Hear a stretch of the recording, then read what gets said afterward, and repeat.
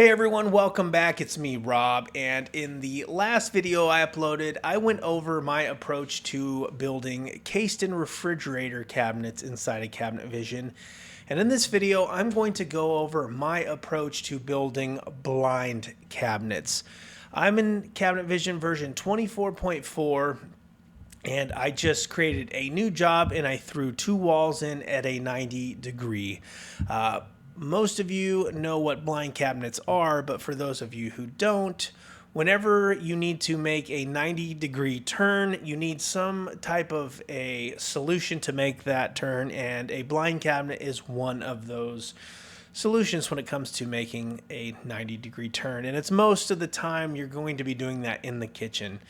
So the first thing that I do when I'm going over a layout is I try to figure out which way I'm going to orient the blind cabinet. In this case, I can choose either this wall or this wall, so it doesn't make a difference, but depending on what you're working with, you might be forced to go one direction versus another. So let's go to objects, and I'm just going to drag a standard base cabinet, and this is out of the standard library that comes default with Cabinet Vision, and we're going to put two cabinets in here. And so this first cabinet, I oriented it on this wall, and then this is going to be the cabinet that butts up to the blind. All right, so the first thing I'm going to do is I'm going to click this cabinet, and I'm going to come up and I'm going to put a clearance of 1 inch. I never build blind cabinets all the way up to the wall. I always leave a clearance of at least 1 inch, and that is for when installation. It's nice to have that clearance. Now I need to decide how wide I'm going to make it, and so for this one I'm just going to make it say 45 inches, and that works for this example. Now when it comes to the width, I try to go as big as I can, obviously within reason, but if you get too small on these blind cabinets, they can get kind of useless. And so you want to make sure that you're making them big enough if you can, so that way things don't get too small. And you'll see what I mean here in a second. So let's double click this cabinet. I'm going to delete everything out, and we're going to click in the center, and I'm going to put a vertical split.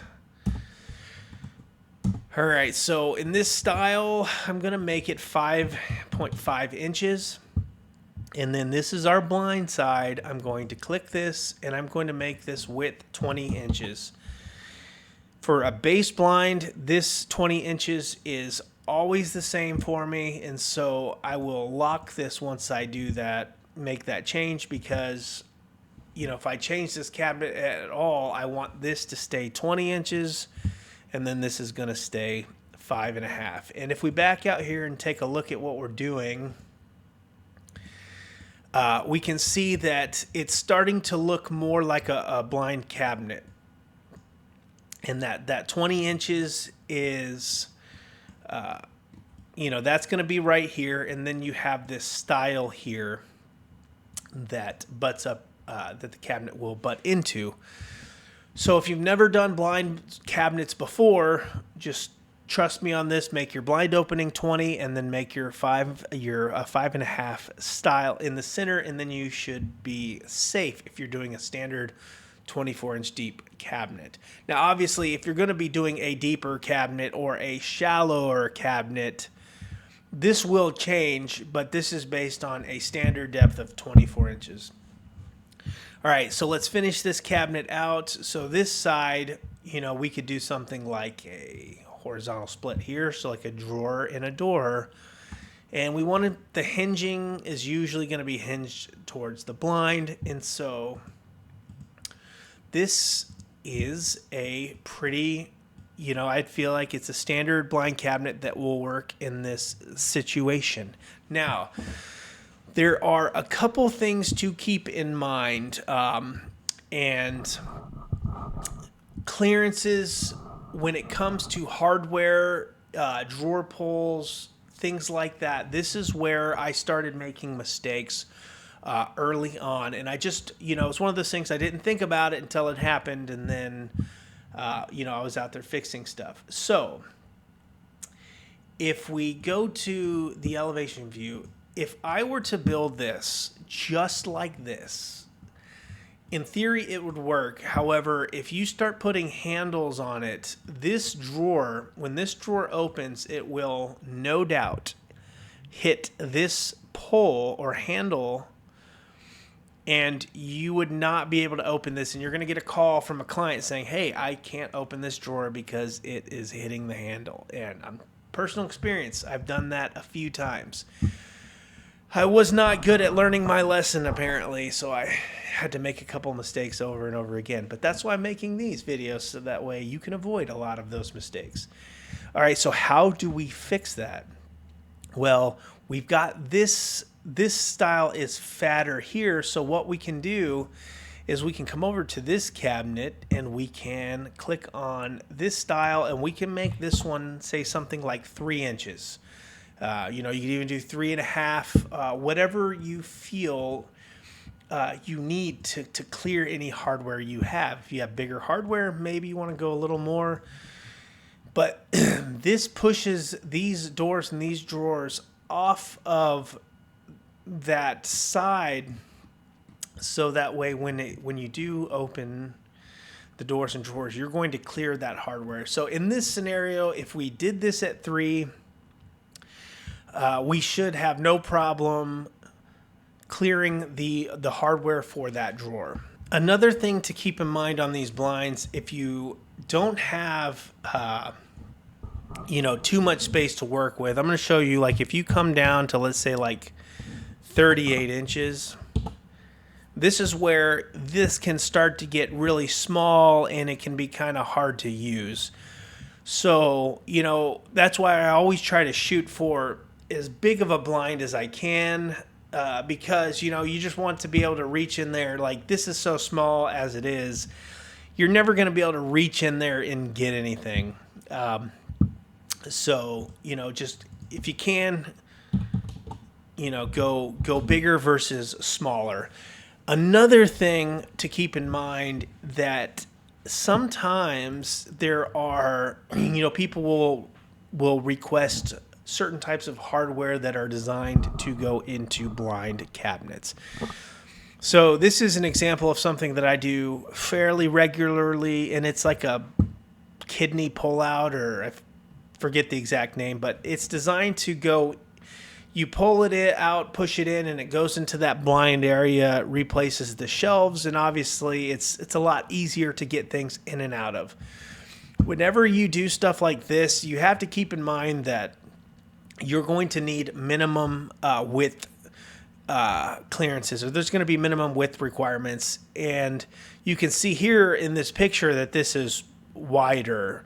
And so if you are selling a kitchen, and let's say, you know, you're limited space, you know, you just got to keep in mind that you're going to need a bigger blind most of the time to get that hardware in. And so an example in my case would be the hardware that I use a lot. I need about 18 inches. And, you know, so I have to keep that in mind, because I have people that they ask me for things and they don't know, you know, a lot of the clients, they don't know, you know, what hardware clearances or requirements are. And so they'll say, hey, I want this blind cabinet and I want that pull out in it. And then I go out to their house and then I measure it, and I have to tell them, you know, like, I don't have the room to do it. Like, I know you would like that, but I just don't have the room. And it's good to know that, because sometimes, like, I've had it early on where I sold something, and then after the fact, I realized that it wasn't going to fit, and then I had to tell them after the fact. So that's just something, you know, to keep in mind when you're doing these, that some of that hardware, if you're going to put that in, you're going to need some minimum clearance. So, you know, when it comes to base blinds, that's pretty straightforward, you know, so you just want to make sure that, you know, you have, you know, this set at a certain number, and we could do something, let's say this cabinet was, you know, 26 inches deep. So, you know, we could, in theory, come in here, and let's say we make this 22 instead of 20. Well, that would satisfy your gap requirement for that 26-inch deep cabinet. So, that's how you kind of go about sizing that blind section of the cabinet. So, 24 deep is standard, but a lot of times, you run into stuff that's, different depths, or they might want something of a specific depth. So that's just how you would go about making that change. But, standard, if you're just doing standard, and, 20 is a good safe number, 5.5 there. So I think that pretty much covers it on the base blind cabinets. So let's talk about the upper blind cabinets. So let's go to objects. We're going to go to custom cabinets. We'll come down to wall cabinets, and let's get the standard upper. And let's make this 36 tall. Doesn't really matter, but let's do that. And then I'm going to copy this to do the same deal right here. So we've got our cabinet that's going to be the blind, and then we've got our cabinet that's going to butt up right beside it. So the same deal on this one. Let's double click, delete everything out.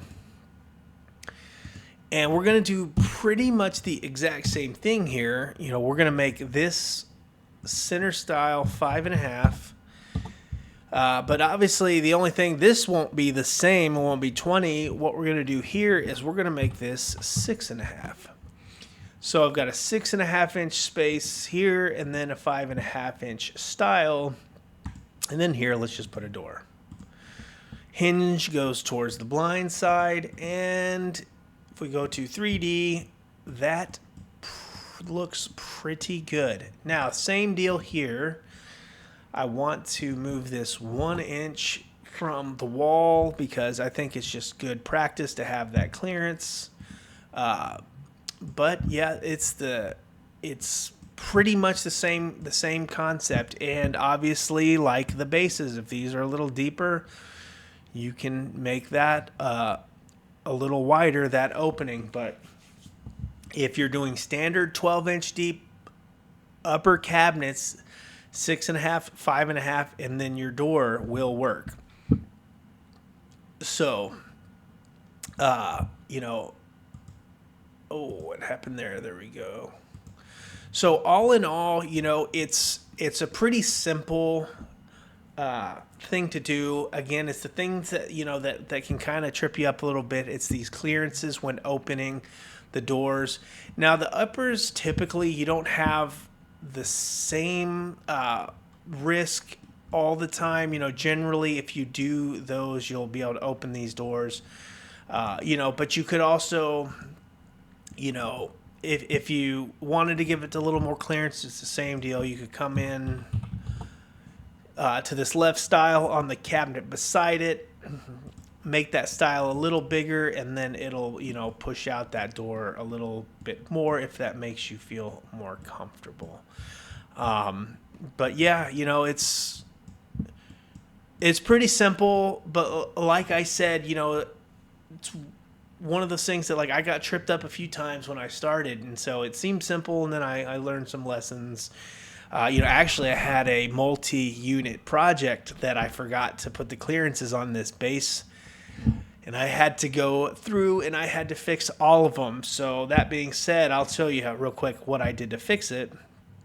If for some reason some of you ever find yourself in this situation, so if this was 1.5 inches, so what I had to do is I had to take these doors and these drawers out. I had to paint some filler pieces, and basically when I would make this 3 inches here, I had to add the 1.5 inches on the inside here after the fact, and then I had to make new drawers and new doors, and it sucked. So, that's why clearances are important. And if you are unsure of a space, always err on the side of giving it more clearance than less. That is just a safer bet to make. And it's just served me well throughout the years. So Anyway, that was kind of quick. I'm trying to keep these a little bit more quick, easier to digest. So hopefully you guys find this useful. And if there's anything specific that you want me to do or to make, just let me know. And again, thanks for watching. Good luck out there, because I know how tough the cabinetry business can be. And we will see you in the next video.